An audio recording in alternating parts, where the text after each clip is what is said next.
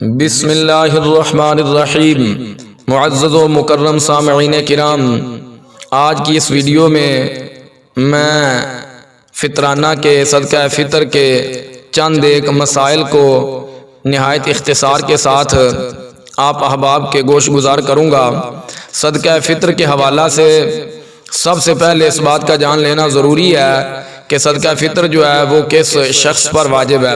تو صدقہ فطر ہر مسلمان پر لازم ہے، لیکن وہ مسلمان کیسا ہو؟ آزاد بھی ہو، نصاب کا مالک بھی ہو، اور نصاب اس کی حاجت اصلیہ سے زائد بھی ہو، خواہ وہ عاقل ہو یا نہ ہو، بالغ ہو یا نہ ہو، اور اس کا مال جو ہے وہ نامی ہو یا نہ ہو، ہر ایسے شخص پر صدقہ فطر جو ہے وہ واجب ہے۔ اور صدقہ فطر کے حوالہ سے دوسری بات یہ ہے کہ فطرانہ ہم کن لوگوں کو دے سکتے ہیں؟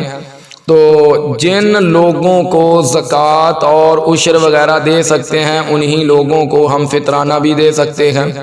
تو ہم کن لوگوں کو زکوٰۃ اور عشر دے سکتے ہیں؟ ان میں سے پہلے نمبر پہ فقیر ہے۔ فقیر بھکاری کو، منگتے کو کہتے ہیں، اور شریعت کی نظر میں فقیر ہر اس شخص کو کہتے ہیں جس کے پاس صرف ایک دن کا کھانا ہو۔ اور مسکین کو بھی دے سکتے ہیں۔ مسکین کسے کہتے ہیں؟ غریب، کنگال، مفلس، نادار اور عاجز کو۔ اور شریعت کی نظر میں مسکین ہر اس شخص کو کہتے ہیں جس کے پاس اتنا مال نہ ہو کہ اس پر زکوٰۃ واجب ہو۔ اور غلاموں کو بھی دے سکتے ہیں۔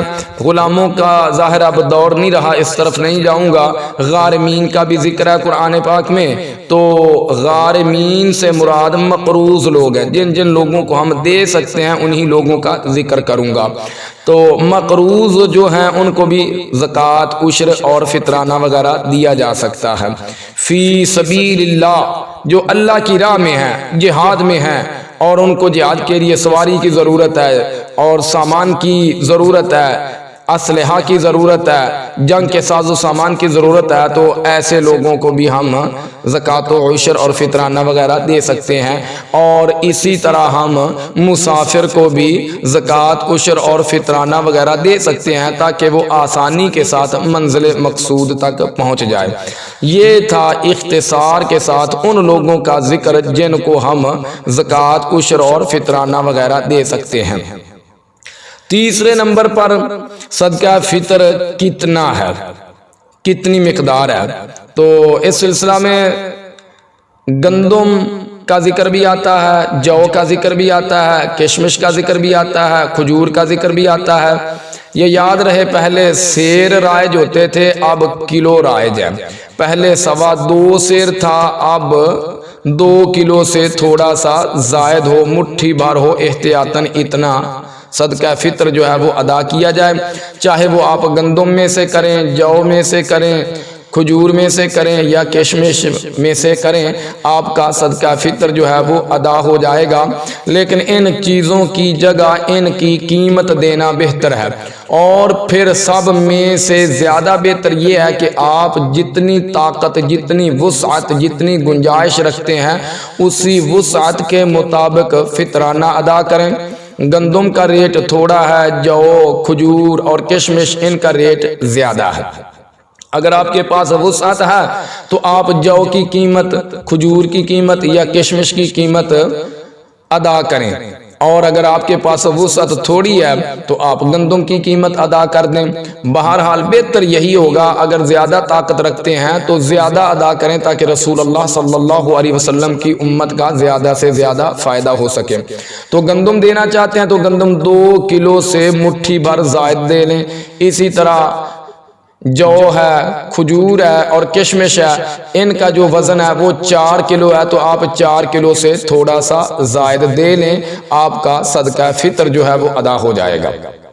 چوتھی بات ان لوگوں کے لیے ہے جو بیرون ممالک میں ہیں اور لاک ڈاؤن کی وجہ سے گھروں میں محصور ہو چکے ہیں، باہر نہیں نکل سکتے، جمعے کے لیے نہیں نکل سکتے، عید کے لیے نہیں نکل سکتے۔ ایسے لوگوں کے فطرانے کا کیا حکم ہے، وہ فطرانہ کیسے ادا کریں؟ تو ان لوگوں کے لیے عرض یہ ہے کہ کہ آپ اپنے گھر کال کریں، فون کریں اور ان کو کہیں کہ ہماری طرف سے اتنا فطرانہ جو ہے وہ ادا کر دیں۔ جس ملک میں رہ رہے ہیں اس کی کرنسی کے مطابق آپ قیمت بتا دیں، آپ کی طرف سے اتنی قیمت جو ہے وہ فقراء میں تقسیم کر دی جائے گی۔ یا لاک ڈاؤن تو ہے لیکن اتنی سختی نہیں، آپ باہر نکل سکتے ہیں، لیکن آپ کے لیے پریشانی ہے، آپ کو صحیح معنوں میں شرعی فقیر مسکین وغیرہ نہیں ملتا جس کو آپ صدقہ فطر دیں، تو ایسی صورت میں بھی آپ گھر فون کر کے کہہ سکتے ہیں۔